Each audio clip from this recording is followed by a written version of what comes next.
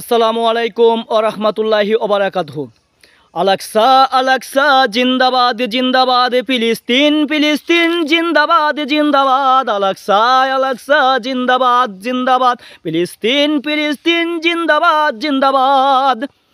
এভাবে শুধু এখন গজল গাইলে হবে না, আলাকসা জিন্দাবাদ ফিলিস্তিন জিন্দাবাদ এভাবে কথা বললেই হবে না।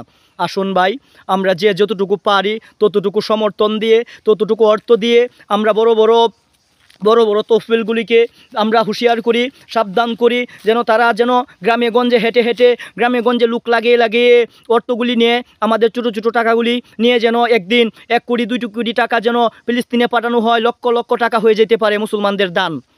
তো এইগুলি যেন ফিলিস্তিনে পাঠানোর ব্যবস্থা করে। আমরা তো এত বড় বড় রাস্তা চিনি না, আমরা তো অত দূর পর্যন্ত যাই না, আমরা তো গ্রামে গঞ্জে থাকি, সামান্য মাদ্রাসায় পড়ি, সামান্য মাদ্রাসায় চাকরি করি, এই অবস্থায় আছি, সামান্য মাদ্রাসায় মক্তবে মসজিদে ইমামতি করি, এই অবস্থায় আমরা অনেক মাওলানা, অনেক মুফতি, অনেক হাফেজ সাহেবরা রয়েছি।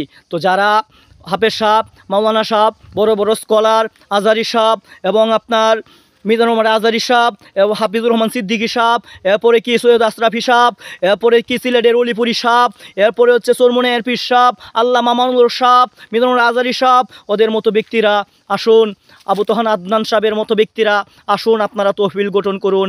আমরা সরকারের ফান্ডে, আপনাদের ফান্ডে টাকা জমা করে আমরা ফিলিস্তিন পাঠাই, ইনশাল্লাহ আমরা ফিলিস্তিন পাঠাই। ফিলিস্তিন ভাইদের জন্য আমরা প্রয়োজনে রক্ত দিতে চাই, সব কিছুই করতে চাই, এটা একমাত্র আল্লাহ পাক জানেন ভালো।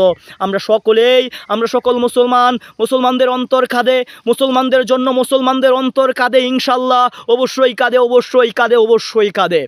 তবে আসুন আমরা এভাবেই দান করে কিছু টাকা হলেও আমরা ফিলিস্তিন পাঠাই, খাদ্য পাঠাই।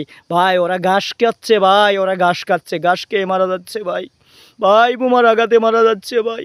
আসুন আমরা দান খয়রাত করি। আসসালামু আলাইকুম ওয়া রাহমাতুল্লাহি ওয়া বারাকাতুহু।